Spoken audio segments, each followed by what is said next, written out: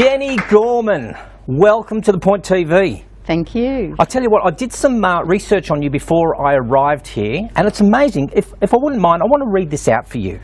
I did a Google search, and when I typed in Jennie Gorman, I got 380,000 hits. Now, when I went into images, there are 19 different people who look similar to you but aren't you. When I looked up Jennie Gorman in the Urban Dictionary, this is what it said. Jennie is cute and shy but outgoing when you really get to know her. She's your best friend that you could have. She is trustworthy, sometimes self-conscious but sometimes vain. An all-round good person. Thank you. And then I scrolled further, and I don't thank you me yet. Then I scrolled down a little bit further and it said this: someone with sexy hips, an amazing voice, big boobs and is all-round sexy. Oh, thank you.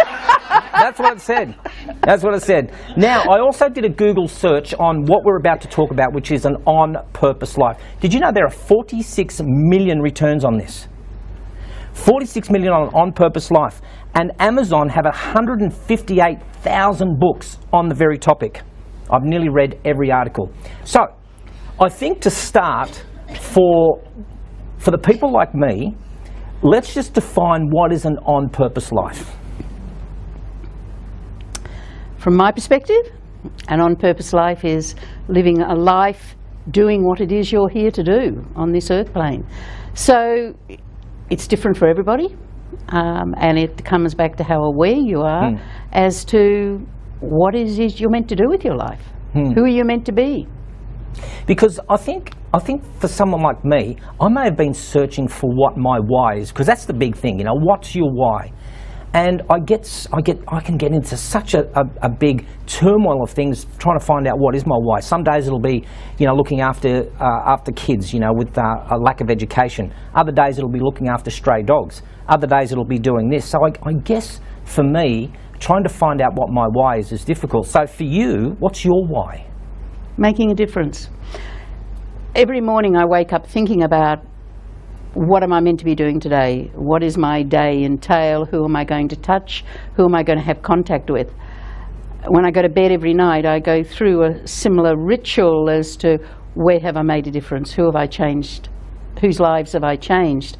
As a result of what I've done during that day, or a lot of it is with social media.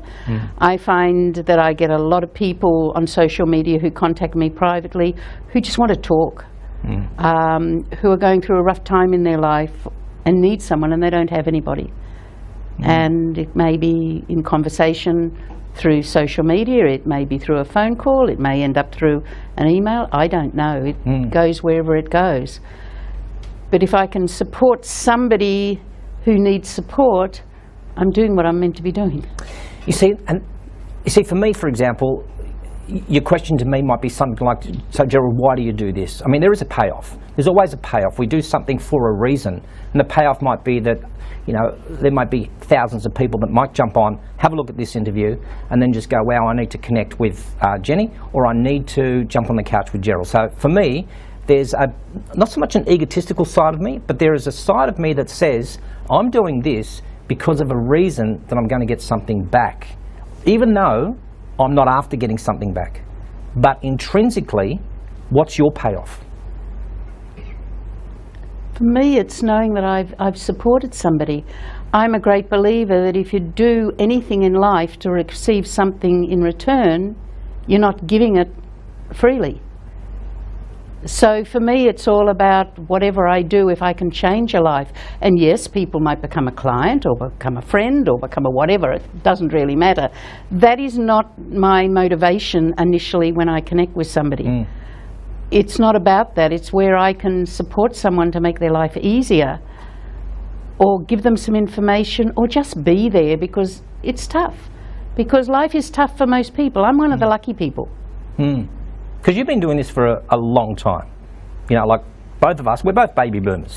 Yeah. Right? So we're the baby boomer age. But when I do some research on you, and I've listened to some podcasts, and I've listened to watched some of your videos, I mean, I heard a story that this goes way back to maybe even when you were at boarding school, or way back to when you were a child, like 8, 9 years of age. So what happened back then that drove you into this path that you became, firstly, how I knew you as the connection queen, or the connection person to connect people together. But then you're on this path now of authenticity, and now on this path of having this purposeful life. How did it start way back then? I was always on the same path. Up until 1995, I was on that path more clearly in the marketplace, but in 1995 I decided I needed to go to business because it was business where the challenges were. And by going to business, it gave me the opportunity to support people to get their own awareness and self-awareness as to who they are and what they are, who they are and what they do. As a result of that, I got involved with educating people on how to build business relationships using word-of-mouth marketing, networking. I did a lot of training, a lot of talking, a lot of writing in that area. But in 2008, I realised I'd been away from Brisbane for a few years, and I came back and realised that people still weren't getting it. And that's how Mastermind came about for me. And for me, masterminding is, it's incomparable. What people can get by being with a group of people, and the right group of people, to create what it is they want to create in life, is phenomenal if they want it enough. Isn't it enough just to be? I be every day as well. But I mean, I heard what you were saying about helping people find their awareness and helping people find out what their purpose is. And I guess you will have some people that will just go, I need to know what my purpose is. I need to know what it is that I'm here to do. Well, it's supporting people to find out what is their vision. What is their vision for their life? Where do they want to go? What do they want to be? Who do they want to be? What if they just want to exist? What if that person, let me ask you this. And that's okay too. Yes. Because that's their vision. Just to exist. Depending what they're doing in the existing. Because I believe we all have a mission. I have a belief system that we are here for a reason on this earth plane. And that reason is dependent on why we decided we wanted to be here from another dimension. Yeah. So when you can understand why you're here and what you're meant to be doing here, and then you can do that authentically by being real, you're doing what you're meant to be doing. So for me, it's all about being real, being who you are, not playing the game. So what's the game? Well, people have a lot of different masks, and their game is the mask that they play the game depending where they are, instead of being who they really are. There's none of us are perfect. I believe we wouldn't be here if we're perfect. So it's a matter of us being true to who we are. We're here for a reason. Let's learn the reason that we're here so we can better our soul and reach more perfection in a particular area so that we don't have to repeat it again. Does that make sense? Oh, look, everything that you're saying makes sense. We're going to take a quick break, because when we come back from the break, I have something that I'm going to ask Jennie to see if she can maybe wrap around the meaning of, not so much life, but the meaning of the purpose of life. Stick around, we'll be back very soon.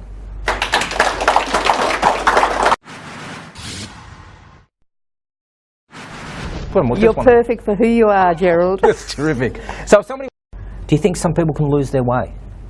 Of course they can. Can you imagine what it must be?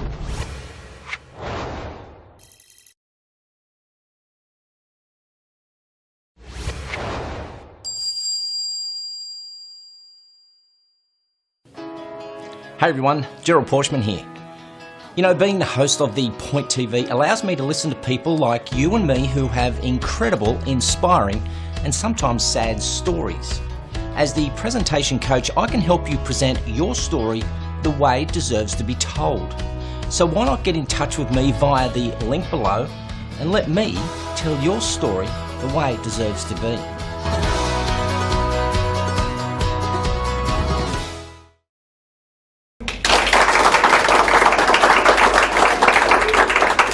Thank you for watching. You're with The Point TV, and I'm here with Jennie Gorman. Jennie, I need to ask you this. There's this old age phrase that goes around about the meaning of life. Now, I'm not going to get too philosophical about that question, but I do want to ask, what is our purpose in life? What's humanity's purpose? To live in peace, to look after each other, to look after our environment, to look after other people, to look after our world. You say that with such conviction that you believe it. I do believe it. So why isn't it happening? If that is what our purpose is, why aren't we living in peace? Are we a failure as a human race? Probably. As awful as that may sound, I think we probably are. Because we become so self-centred as people. We want everything for ourselves and we want everything now. And the one thing that if you go back into, say, a lot of Asian cultures, everything is for the future. It's not for today. It's for future generations. Everything we do is a legacy. The difference even in years gone by when parents had wills and left things as a legacy to their children. People today spend the children's money. They go out and do whatever and spend it. No thought about the children and the next generation is going to be tougher on. We've got it all back to front. But what if I said that was their purpose? What, to do it tougher? They're going to do it tough anyway if they're meant to. And I believe that for everyone, we all have a different purpose. We have a different reason for being. I believe before we come onto this earth plane, we know why we're coming.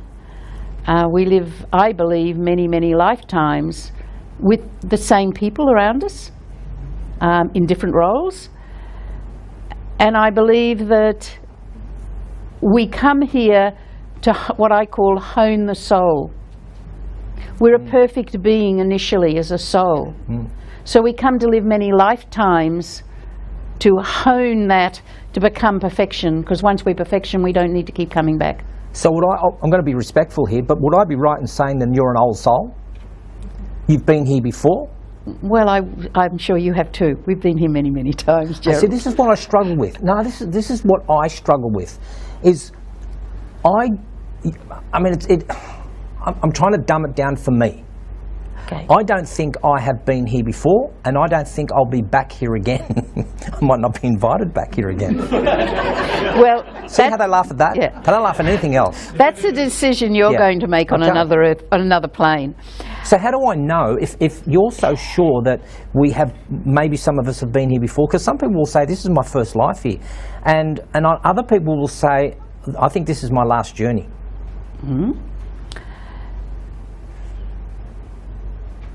I have to think about how I answer that, so I answer it so it makes sense for people.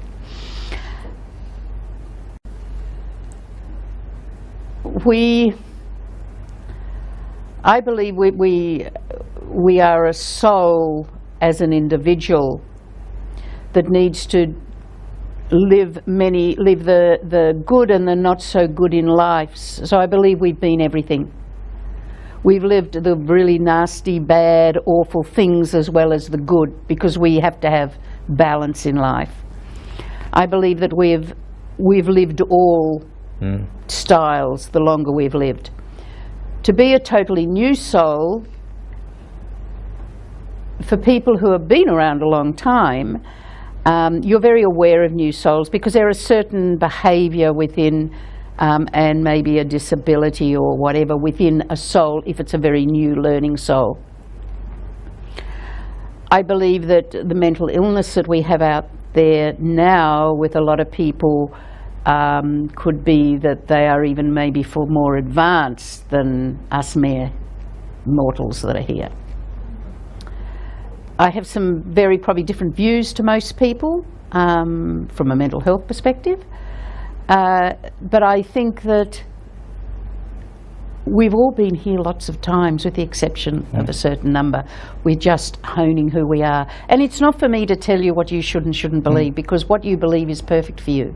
Do you think some people have lost their purpose? And I'll They didn't even know they had a purpose to start with. Well, let me backtrack. Let's just say, for example, a really successful swimmer, or a successful tennis player, sports person, a person very successful in business, all of a sudden has gained the adulation that they've reached, they've hit their pinnacle, and then kind of like it's a bit of a loss now. There's this I don't know what to do anymore. Like, I've reached the pinnacle of my sporting career, my business career. I'm at a loss now. Do you think some people can lose their way? Of course they can. Can you imagine what it must be like to be so good at something that the world is at your feet, and you get in that to lifestyle? We see it with singers. We see it in a lot of different areas with movie stars or whatever. Can you imagine what it must be like to be no one and then suddenly be someone and have total adoration from people, so that we end up going so much into our own ego that we get lost within our ego, and then suddenly we don't have any of that at all and we go back to being the ordinary mundane? I think for people who have reached that high level, I can understand why they lose their way. But here again, it's then up to them or people around them to become aware that they need some help. And I want to talk to you about the awareness, because I think if a person has been truly successful in being able to set goals, achieve what they wanted to do at a superior and extreme level, then why can't they just replicate that again? Because maybe they don't have the coach or the mentors or the environment around them that will give it to them. Because I believe everyone should have coaches and mentors and people that they can be learning from. Because we learn every day of our life until the day we die. And if we stop learning, we've lost what we're all about. Because we'll always continue learning. I hear this phrase around, and while we were taking a break, one of the guys from the audience had said, do you think we've just got to this stage where we have to fake it till we make it? You know, put on this mask. And I think you said that too, is that, you know, I read somewhere where you had said that your mask at home should be the same as your mask that you go out to work and that you have at the pub and that you have with your life. That's your mask. I mean... It's like you today even talking about having the right makeup on. Well, I'm who I am. If I've got a shiny face, I've got a shiny face. So what? But that's exterior. I get that. That's exterior. That's hair, that's makeup. I'm talking about intrinsically. I'm talking about you as the person. And we live very differently today. When you and I started out in business years ago, we had what was called the Old Boys Network. And the Old Boys Network was all about referring the people we liked who were our friends because we liked them. Didn't matter they were any good at what they did, but we referred them to our friends who probably found they weren't very good anyway. Today the marketplace is very, very different. And so now you are judged by the referrals you give today. So you have to be very sure when you refer somebody in business to someone else that they really are who you say they are, because it's your reputation on the line. And by supporting other people and referring other people, it's your reputation that gets affected. If it doesn't work, you'll pay the price, not the person who got the referral or who was the referee. So the person that you're dealing with may not be very authentic. Well, it's up for the individual to know that if they're referring someone, that they are real and authentic from their perspective. Because there may be somebody that I think is real and authentic, but you may not. Because we only see the world from our own experience that we've ever had. I see the world from my life as I've seen it. See, because I see someone like you as a very driven person. I don't know you that well. I mean, we're not connected in such a way that we've had dinners or we've had breakfast or networking functions together.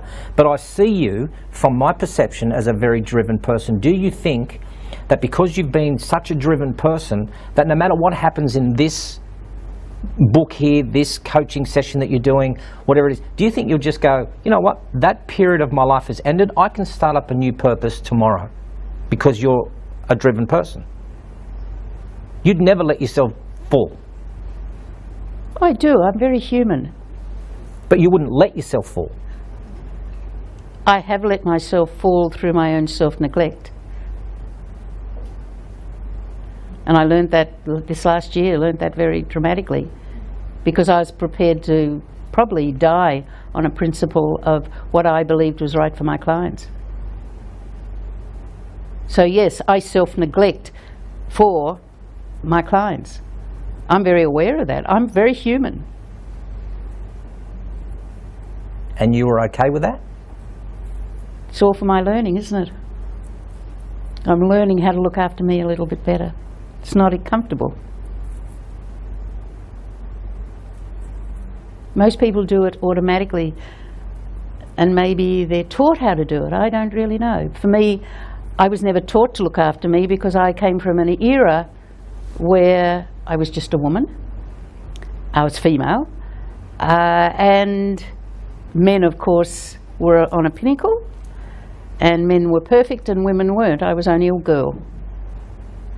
And I was born in Australia. I'm a sixth-generation Australian. But I grew up very much that I was female. I was the first female in my family to actually work after they were married. Because women didn't do that, not from where I came from. And I worked because I wanted to work, not because I had to work. Because that was my choice, because I wanted to be learning, I wanted to be doing something. I was bored otherwise. I'm not someone who likes cleaning house. I pay someone to clean my house. Because that's the most important thing in the world to me. I hate housework.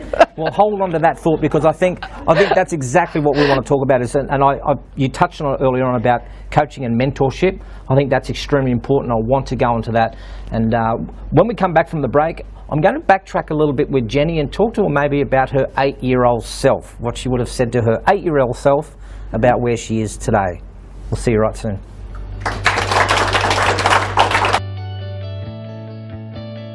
Hey everyone, Gerald here, founder of The Point TV. We are looking to shake things up in 2016 and are inviting guests on the show just like you to express their points on any issue. For example, are we becoming a nation of acopic people? Should profits be put before animal cruelty? Or are we out of touch with reality? Everyone has a voice here, and we don't edit for context. It's your soapbox for 40 minutes. The Point TV. Your point, loud and clear.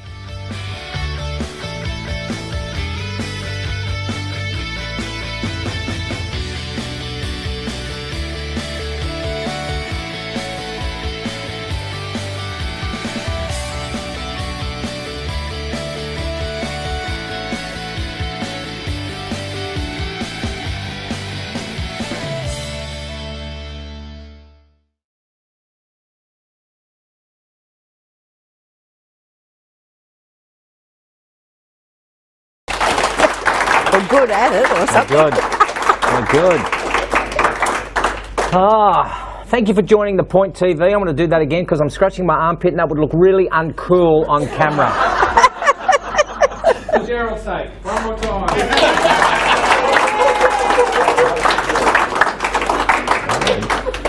Thank you for joining us. You're with The Point TV, and with me is Jennie Gorman. Jennie, we had a very quick break, and just before the break, I wanted to ask you this. What would you say to your 8-year-old self about you today? Well, it's interesting you ask that question, because at the age of 8 I went to boarding school, which was an enormous shock to an 8-year-old who had come from a one-teacher school in the country, to suddenly be put into an environment where there was 150 girls of all different age groups. And being 8 years old, there were no classes that were suitable for me, so I had to go directly into grade 6.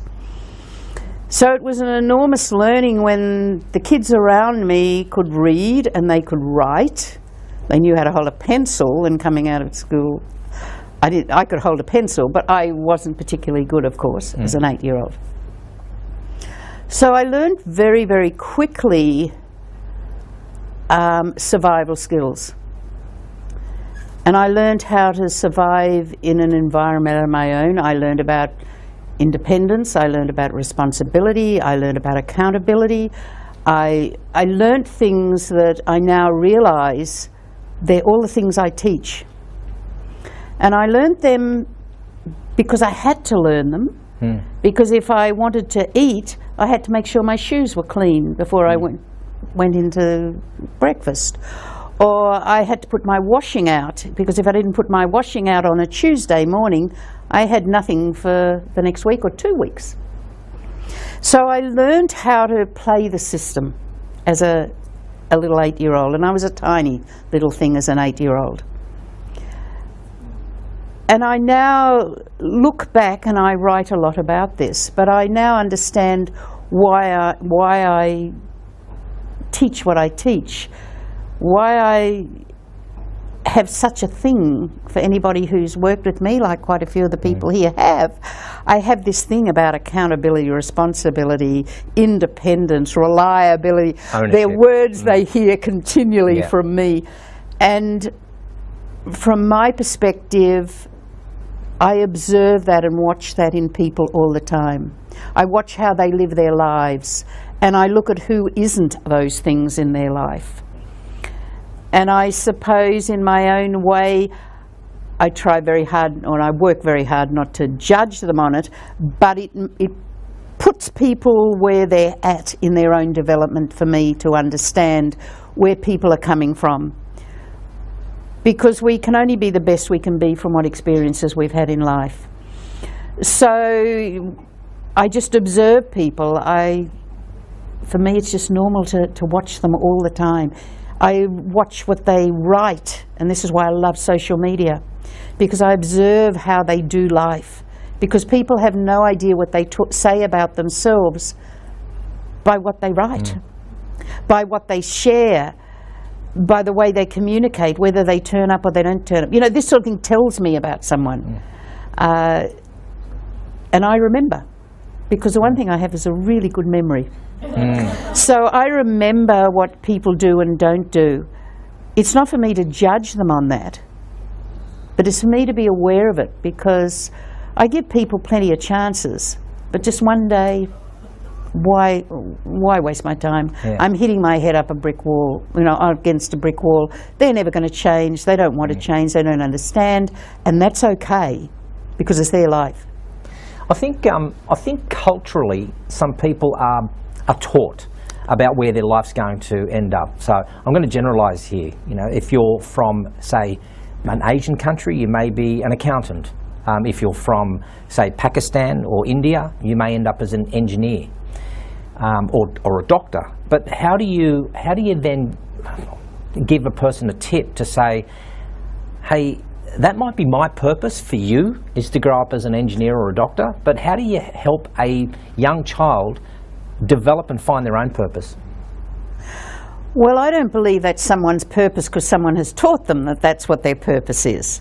That's something they need to find out inside themselves, because self-awareness is all about finding out who you are, what you are, going into that, what's called the dark side of life. It's going into understanding who are we, those parts of ourselves that we probably don't really like very much. Everyone has them. And I suppose this is for me, while I use the owl as my symbol in my books and all the things I do. And if you notice in my book, it's the open eyes or the closed eyes. Is it the inner world, or are we looking at the external world? We all have both. We all have the shadow side within. Know your shadow side, embrace your shadow side, change what you can change, and if you can't change it, that's okay, because we can only do the best we can do. But from a culturally perspective, when you're talking perspective, that's their journey for them to either break out of that or not break out of that. It's okay whichever way they go, because nothing we do is wrong. There's no right and wrong. It just is what it is. As long as we're doing the best we can do. And if we do the best we can do, we can't, nothing else can be asked for. We've achieved that. And I had a very wise father who moulded me quite incredibly. He was a remarkable man. He died a few years ago now, but it was always, I grew up in a world where I never heard a raised voice. My parents were married for 67 years. I never heard them argue.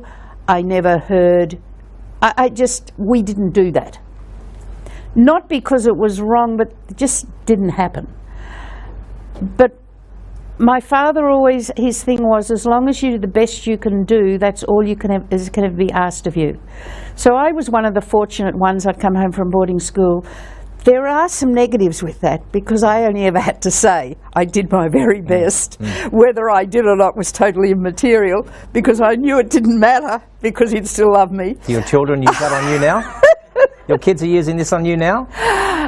No, because my kids know me well enough. Yeah. But no, I was very much like that with my kids anyway. I believe that we can only ever do our best. We can't all be winners. I was never a winner. And I learned as a very small child. I wasn't a winner, and that's okay. So is that the dark side of you, just coming out now? You just said I was never a winner? No, I don't see that as a dark side. I see that more as that's a reality in school. School was very difficult for me. Do you see yourself as a winner now, though? Yeah. Yeah, the other people that are watching this now, you say that with such confidence. I love that. Of course, yeah. What the hell? But I think that's what I think about a purposeful life is there is no real defining what success is or defining what happiness is. It's not. Each person finds their own. Success is for the individual. It's got nothing to do with what anyone else thinks, how anybody else views it. It's all about how the person feels inside. So if the person has a low self-esteem or they're living in that victim mode, they're going to see the glass half full. If they're not, they'll see it half empty. Half empty and half full, the other way around. I think it's very much, it's how we all view the world, and we either view it from a wonderful place or from a not so wonderful place. For me, life is wonderful. It doesn't mean I don't have challenges in my life. Sure. I do have challenges every day. But I've learned how to overcome that. And I'm very mentally strong. And I probably learned that as a child also.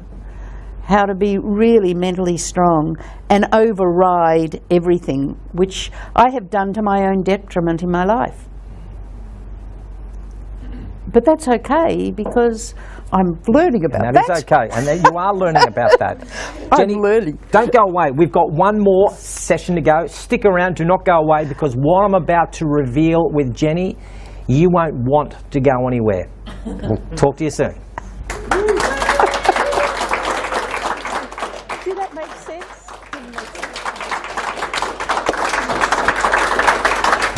Thank you, Jennie. Welcome back. Welcome back. You know, I guess life sucks sometimes, doesn't it? Yep. And we get so caught up that we have to forego some sacrifices for us to be successful. I mean, sometimes you'll be so wrapped up in what you're doing within your business that the minutes turn into hours and the hours turns into endless hours. And I'm even guessing that sometimes we forget to eat. Like I'm thinking, you know, right now I just had a thought that even Albert Einstein's mother would have said something like, "Albert, come inside now, stop playing with your hair, you must eat." I do the same thing. It's a pretty good accent, that one, wasn't it? Very good. I went hard on that one. So, have you ever forgotten to eat? Because you've been so caught up in what you're doing. I do it most days, and because I have health challenges in that area, it's quite interesting because I get to the end of the day and think, oh, I forgot to have lunch and I forgot to have breakfast, but I've drunk lots of coffee. But it happened again to me today because I was caught up with a podcast this morning and this tonight, and I had to go and do some shopping, but I was studying all day, doing assignments, or assessments, and I just lost time. I love computers. It's the greatest gift that this world has to me, is being able to have computers and communicate with people as well. Because it's something I wasn't brought up, and when I went into business, there's no such thing as even as a fax machine or a photocopier or anything like this. I use Gestetners. Did you have a Gestetner? I had a Gestetner. Okay. That's how my first newsletter started. So yes, it was a very different world. So I don't think people realise today just how privileged they are with what they have with the internet. Yes, the internet can be a challenge and can cause a lot of problems, but it is the greatest gift also for us to learn, to gain information, to become better at who we are and what we are. My computer's like, I have an addiction to it. Yeah. Maybe I need some help. Yeah. Before I let you go, because I do want to just wrap up with a few other things with an on-purpose life. Can you have too many purposes or conflicting ones or differing ones? I believe we have one main purpose in life, and that when we're born we come with a purpose of what we're to do with our life. And I don't think it's meant to be as difficult as people make it out to be. Yes, we can have a lot of different purposes because they're different things that we do that get us to where we want to go. So I think it's almost like there's this overarching purpose, but we have to do a lot of things to get us there. It's like building, having a goal for something. It's all the actions that have to go to make that goal happen. So no matter what the goal is, we have to do an enormous amount to get to that end bit. So it's like having all these little purposes on the way to take us. But the main vision that we have, if we really are in touch with ourselves, the main vision we have for what our purpose is, if we're blessed enough to know it, is really clear. But to get to that stage in life, you have to have done a lot of inner work. You have to have spent a lot of time really, who are you, what are you, and accepting the good and not so good. What if I find out that my purpose is for no good? Well, it may not be. I remember somebody saying to me, and I don't know if this is appropriate to be here, but I remember going, and I'm going back a long, long time now, probably nearly 30 years, 25 years or more. And at that stage I was learning hands-on healing work because I work energetically. And I remember the teacher I had saying to me what a good job Hitler did. And I remember looking at him horrified. And he said, look what it took to make the world wake up. What's wrong with humanity? That we had to have such horrendous things happen for us to wake up. It's exactly the same now. Why do we have to have the horrors of life for us to suddenly wake up? Why can't we see it? Why can't we see what we're doing out there? Why can't we see what we're doing to our children out there? It's another subject altogether, but it's something that I look at the kids of today, they just don't have, they're not children anymore. What are we doing? What are we doing to our future generation? That's the legacy I live and I leave as a parent, as a grandparent. And that concerns me. And what about their children and their children? I wish we had so much more time because I could really delve in deep about all that, you know, about you know, the upbringing of children and the legacy we leave behind, because that's another great topic that we can talk about. Before we wrap up, I want to maybe just lighten some things up a little bit, because you know I like to lighten it up just a tad. We all make mistakes. We know that. We're human. We are human. We've all had embarrassing moments. What's your most embarrassing moment? I can't even think of one.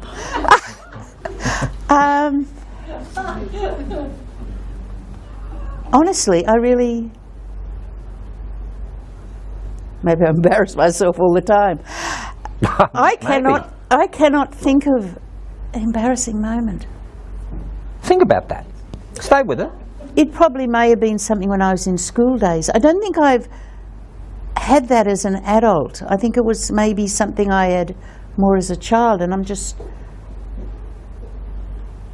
trying to remember. Maybe I remember as a child being punished for something that was said that I didn't do, but I was punished for it and severely punished, and that was really because it wasn't me. I tend to be the kid who always took the blame for everybody else. You know, I was a little bit slower than everyone else, so I was the kid who was always at the end, and so consequently I paid the price for that. But I don't know, when I say embarrassment. That's okay. I'm loving it that you're thinking. Because the kids will be watching this and going, yeah, Mum, I've got 5 different embarrassing moments I could have given you on that day. I'm sure my children have plenty. Are you kidding me? I get reminded regularly. Yes, regularly. You remember when you broke the wooden spoon on me? You know? That sort of stuff, yes. Because you hit the table. That's what I hit them. Hit them, yeah. So let me ask you. We were allowed to do that in those days. I love that. I think we could do that. I think we should do it a little bit more often. Well, there's another topic. I've got someone finally that's into violence. It's not about being into violence. I think it's more about sometimes we have to have something to shock us, to make us see reality. I remember my youngest grandson, the first time I said to him, he would have been about 2 years old, and I looked at him one day, he'd been really naughty, and I said, "You're a very naughty, naughty little boy." And he looked at me and his eyes filled up with water and his eyes were so big, he was horrified. No one had ever told him he was naughty before, and he is a naughty little boy at times. And he was horrified, and he threw himself on the ground and he screamed and he cried, and I thought, you've been told the world is perfect. The world is not perfect.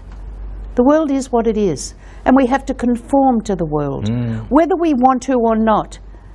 So when it comes to the education system of today, I'm fairly critical. And I look at a lot of the teachers, even the teachers my children had, they weren't acceptable to me. I don't think they were good enough at times, and I look at the teachers I know today and I think I'm pleased they didn't teach my children. Sorry if there's any teachers in the room. But no, when I grew up, teachers were revered. A lot of the teachers, not all, and there's some very dedicated teachers out there, but a lot of teachers I see today, they do it because that's what they do for a living, not because it's a calling. And teaching is a calling. It's like being a nun or being a doctor or it's a calling. It's something that comes from within to serve. We've lost that. And our children feel that because they're not getting that now. Well, Jennie, I would love the opportunity to sit down with you with a coffee and maybe help me find my purpose, because I still struggle with it. No, seriously, I still struggle with where my purpose is and what it is that I do. And I know, I've been watching a lot of, videos, the TED videos, the YouTube videos about it only takes you 10 minutes to find your purpose. But I think I'd like to go through a process and a step to maybe, find out where I'm at. And who knows, I could be doing some bad stuff. There's no such thing. Well, I'll show you, there could be. I'll be the first one. But there's nothing, it is all perfect. Oh, it's all perfect. I love that saying, it's all perfect. See, I am perfect. So it's, wherever we're at is where we're meant to be for the next stage. It's all perfect. It's all, as I would say, in divine order. I have had an absolutely wonderful time here on the couch, and I am blessed to have you sit on the couch with me. Can you please put your hands together for Jennie Gorman? Now, Jennie, I can't just let you go because, look, there's a book sitting here called Awesome Authenticity. You've got many books. You're a great author. You've got like 6 websites out there. As I said earlier on, there's 380,000 hits back on YouTube about or on Google about your name, Jennie Gorman. So it's not hard to find you. But I guess for me, this has been a real eye-opener for me, because I struggle with this side of the spirituality and this side of the, the energy side, and I struggle with that because I'm a guy. Can I make a suggestion? Please. Stop trying to think of it as that. And feel it. Just be. Just be. Just be who you are, because who you are is perfect. Oh, can you say that again? We might have to do that as the grab at the beginning. Just say that one more time. Just one more. You're perfect for who you are, Gerald. That's terrific. So if somebody wants to contact you, how do we do that? They can email me, jennie@jenniegorman.com.au. We'll put all the links on the screen. Or they can come through my website, or they could call me, or they can find me on one of my 38 social media sites. I answer everything. Don't send a Gmail, because I don't answer Gmail. Don't go to them. But answer me on Jennie Gorman. I'm there. You'll be there. It's been an absolute pleasure. And if you want to join me on the Point TV or be one of our fabulous studio, well, some of them are fabulous, not all of them, and you want to be out there, they know who they are, and you want to be out there and sit there and watch the person who I'm about to interview, or you would like to sit on the couch with Jennie here, we should get you back on with somebody else on here. love Would to. you do that? Would you come back Yeah. on? We'll talk about something else. Maybe child discipline will be the next topic we can talk about. I'd love to talk about Really? that, but it might get banned. Oh, nothing will get banned. This is an open TV show that we've got here. So please join me for our next one. We'd love your company on here. And don't forget, if you have some story to tell, we're ready to hear it. Thanks very much. Thank you.